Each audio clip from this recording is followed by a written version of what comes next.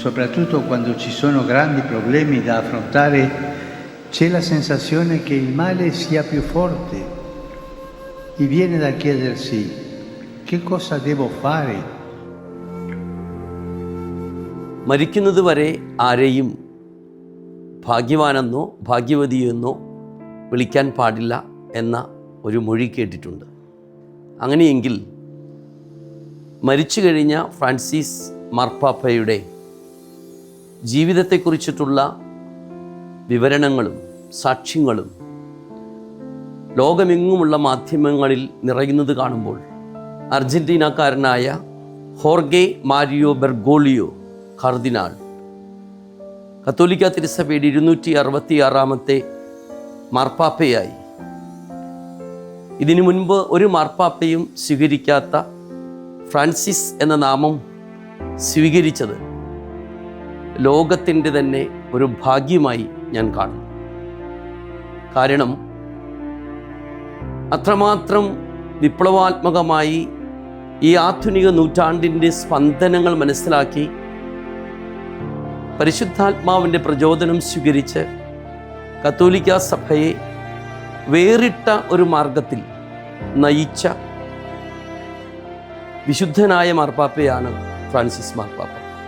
അദ്ദേഹത്തിൻ്റെ മരണവാർത്ത അറിയുന്ന നിമിഷം വാസ്തവത്തിൽ ഞാൻ അദ്ദേഹത്തിൻ്റെ ആത്മകഥ ഹോപ്പ്, പ്രതീക്ഷ എന്ന തലക്കെട്ടോടു കൂടിയ ആത്മകഥ വായിച്ചു കൊണ്ടിരിക്കുന്ന സമയമായിരുന്നു. പിതാവിൻ്റെ മരണവാർത്ത അറിഞ്ഞപ്പോൾ ആത്മകഥയുടെ വായനയിൽ ഞാൻ അല്പം മാറ്റം വരുത്തി.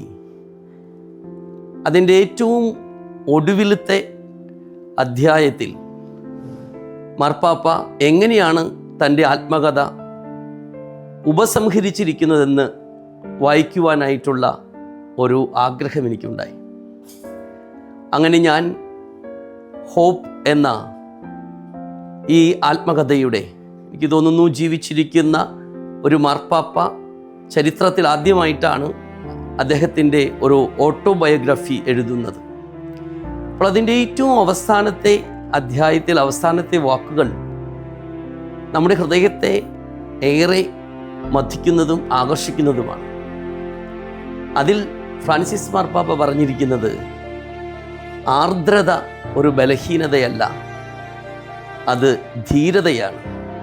ചരിത്രത്തിൽ ആർദ്രതയോടുകൂടി ജീവിച്ച് ജീവിതത്തോട് പോരാട്ടം നടത്തിയ അനേകം സ്ത്രീകളും പുരുഷന്മാരുമുണ്ടെന്നും അങ്ങനെ ആർദ്രതയുടെ തിടം പേറി ജീവിച്ച ആളാണ് താനെന്നും നിങ്ങളും അങ്ങനെ ആർദ്രതയോടുകൂടി നിങ്ങളുടെ ജീവിതത്തിലെ പോരാട്ടം നടത്തുകയില്ലേ എന്ന ഒരു ചോദ്യം വായനക്കാരോട് ചോദിച്ചിട്ടാണ് ഫ്രാൻസിസ് മാർപ്പാപ്പ തൻ്റെ ആത്മകഥ അവസാനിപ്പിക്കുന്നത്. വാസ്തവത്തിൽ ഫ്രാൻസിസ് മാർപ്പാപ്പയുടെ ജീവിതത്തിലുടനീളം ഈ കാരുണ്യത്തിൻ്റെയും ആർദ്രതയുടെയും വഴികളും അതിൻ്റെ അനുകരണങ്ങളും അതിൻ്റെ പ്രകരണങ്ങളുമെല്ലാം നമുക്ക് കാണാൻ സാധിക്കും. അതുകൊണ്ടാണ് മനുഷ്യൻ്റെ ജീവിതത്തെ, പച്ചയായ ജീവിതത്തെ തൊട്ടറിയുവാൻ ഫ്രാൻസിസ് മാർപ്പാപ്പയ്ക്ക് സാധിച്ചത്. കാലങ്ങളോളമായി സഭയിലും സമൂഹത്തിലും തഴയപ്പെട്ട സ്ത്രീകളോടും കുട്ടികളോടും ട്രാൻസ്ജെൻഡർ വിഭാഗത്തിൽപ്പെട്ട് അരികു ജീവിതത്തിലേക്ക് തള്ളപ്പെട്ട വ്യക്തികളോടുമൊക്കെ ഫ്രാൻസിസ് മാർപ്പാപ്പയ്ക്കുണ്ടായത് ആർദ്രതയാണ്. അവരെ സഭയുടെ മുഖ്യധാരയിലേക്ക് കൊണ്ടുവരാൻ ഫ്രാൻസിസ് മാർപ്പാപ്പ ആത്മാർത്ഥമായിട്ട് പരിശ്രമിച്ചു. അതുകൊണ്ടാണ് സഭയിൽ ആദ്യമായിട്ട് തന്നെ സ്ത്രീകളുടെയും ജയിലിലെ കുറ്റവാളികളുടെയും ഒക്കെ പാദാന്തികത്തിലിരുന്ന് കത്തോലിക്ക തിരുസഭയുടെ പരമാധ്യക്ഷൻ ഫ്രാൻസിസ് മാർപ്പാപ്പ അവരുടെ കാലുകൾ കഴുകി ചുംബിക്കുന്ന രംഗങ്ങൾക്ക് ലോകം തന്നെ സാക്ഷ്യം വഹിക്കേണ്ടി വന്നത്. ഫ്രാൻസിസ് മാർപ്പാപ്പ തൻ്റെ ആത്മകഥയിൽ എഴുതുന്ന ഒരു കാര്യം ഇതോടനുബന്ധിച്ച് തന്നെ നമുക്ക് പറയാം. 2013 മാർച്ച് 13 ഫ്രാൻസിസ് എന്ന നാമം സ്വീകരിച്ച് കത്തോലിക്ക സഭയുടെ പരമാധ്യക്ഷനായി ഫ്രാൻസിസ് മാർപ്പാപ്പ അവരോധിതനായത്. അപ്പം അതിനുശേഷം 2 മാസം കഴിഞ്ഞപ്പോൾ വത്തിക്കാൻ്റെ ഔദ്യോഗികമായിട്ടുള്ള ഡയറക്ടറി പബ്ലിഷ് ചെയ്യുന്നതോടനുബന്ധിച്ച് അതിൻ്റെ ആദ്യ പേജിൻ്റെ പ്രൂഫ് മാർപ്പാപ്പയെ കാണിച്ചു.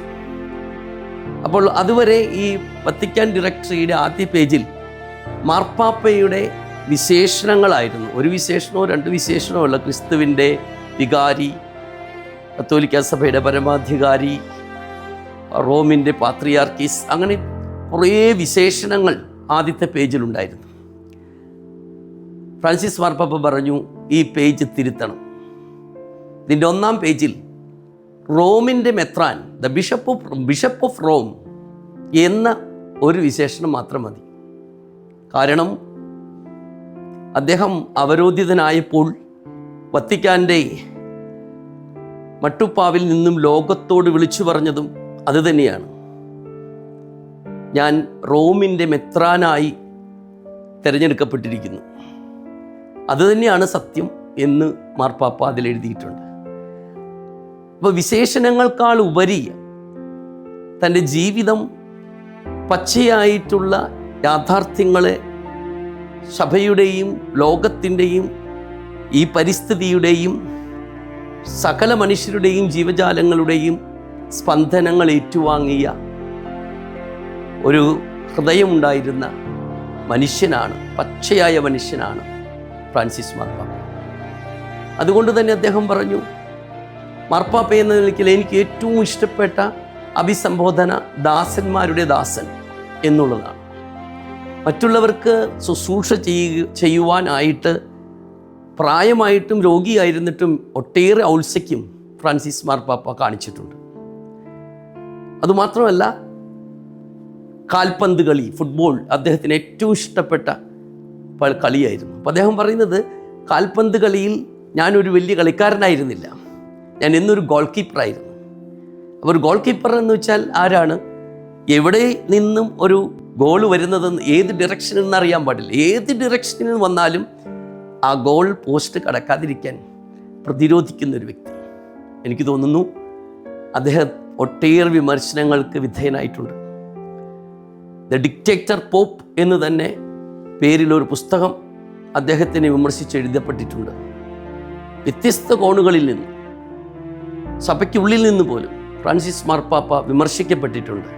പക്ഷേ ഈ വിമർശനങ്ങളെല്ലാം കത്തോലിക്ക സഭയുടെ പരമാധ്യക്ഷൻ എന്നതിലുപരി പച്ചയായിട്ടുള്ളൊരു മനുഷ്യൻ എന്ന നിലയിൽ പ്രതിരോധിച്ചിട്ടുണ്ട്.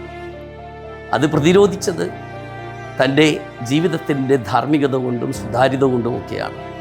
അതുകൊണ്ടാണ് 2013 പരമാധ്യക്ഷനായി തീർന്നതിന് ശേഷം ആദ്യം വത്തിക്കാനിൽ അദ്ദേഹം മാർപ്പാപ്പ പറഞ്ഞ വാക്കുകൾ നമ്മൾ ഓർക്കുന്നുണ്ടാകും.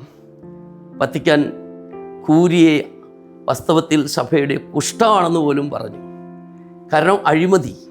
അപ്പോൾ ആ അഴിമതിയൊക്കെ ഇല്ലാതാക്കാൻ കത്തോലിക്ക സഭയുടെ പരമാധികാരം ഉപയോഗിക്കുന്ന റോമിലെ ഡിക്കാസ്ട്രീസ് അവിടെയൊക്കെ ഒരു ശുദ്ധികലശം നടത്താൻ പോലും മാർപ്പാപ്പ തയ്യാറായി. മാർപ്പാപ്പന്മാർ സ്ഥിരം താമസിച്ചിരുന്ന സ്ഥലത്ത് നിന്നും മാറി ഒരു സാധാരണ വൈദികനെ പോലെ സെൻറ്റ് മാർത്താസിൽ ഫ്രാൻസിസ് മാർപ്പാപ്പ താമസമാക്കി. അങ്ങനെ തുടങ്ങി ഒട്ടേറെ മുഹൂർത്തങ്ങൾ ഫ്രാൻസിസ് മാർപ്പാപ്പയുടെ ജീവിതത്തിൽ ഉണ്ടായിട്ടുണ്ട്. അതൊക്കെ ലോകത്തിന് അപാരമായിട്ടുള്ള സാക്ഷ്യമായിരുന്നു. സത്യത്തിൻ്റെ സാക്ഷ്യം, ധർമ്മത്തിൻ്റെ സാക്ഷ്യം, കാരുണ്യത്തിൻ്റെ സാക്ഷ്യം, നീതിയുടെ സാക്ഷ്യം. അതായിരുന്നു ഫ്രാൻസിസ് മാർപ്പാപ്പ. പക്ഷെ അതോടൊപ്പം അദ്ദേഹം ചിലപ്പോഴെങ്കിലും പ്രായമായതിനു ശേഷം മറ്റുള്ളവരാൽ തെറ്റിദ്ധരിപ്പിക്കപ്പെട്ടിട്ടുണ്ട്. സിറോ മലബാർ സഭയുടെ കാര്യത്തിൽ, പ്രത്യേകിച്ച് എറണാകുളം അങ്കമാലി അതിരൂപതയുടെ കാര്യത്തിലൊക്കെ നമുക്കറിയാം. ഫ്രാൻസിസ് മാർപ്പാപ്പയുടെ ആത്മകഥ വായിക്കുമ്പോൾ അദ്ദേഹത്തിനുണ്ടായിരുന്ന തുറവി, അദ്ദേഹം ഐക്യരൂപത്തിന് പകരം ഐക്യത്തെ മുറുകെ പിടിച്ച ഒരു മാർപ്പാപ്പയായിരുന്നു.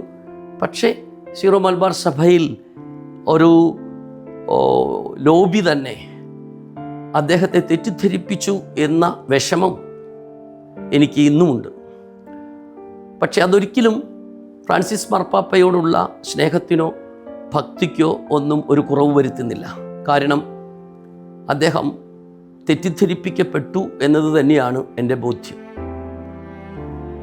ഫ്രാൻസിസ് മാർപ്പാപ്പ ഈ കഴിഞ്ഞ 12 വർഷം കത്തോലിക്ക സഭയ്ക്കും ആധുനിക ലോകത്തിനും പരിസ്ഥിതിക്കും ഈ ലോകത്തിലുള്ള എല്ലാ ജാതി മനുഷ്യർക്കും നൽകിയ കാരുണ്യത്തിൻ്റെ കുളിർമിക്കായി, ആർദ്രതയുടെ ഉണർവിനായി അദ്ദേഹത്തിനോട് നന്ദി പറയുകയാണ്. അദ്ദേഹം ആധുനിക ലോകത്തിന്, സഭയ്ക്കും ദൈവം അറിഞ്ഞു നൽകിയ മഹത്തായ ഒരു ദാനമാണ്. ആ നിലയിൽ ഫ്രാൻസിസ് മാർപ്പാപ്പ മനുഷ്യരുടെ ഹൃദയങ്ങളിൽ എന്നും വാഴും. അദ്ദേഹത്തിൻ്റെ ആത്മാവിന് നിത്യശാന്തി നേരുന്നു.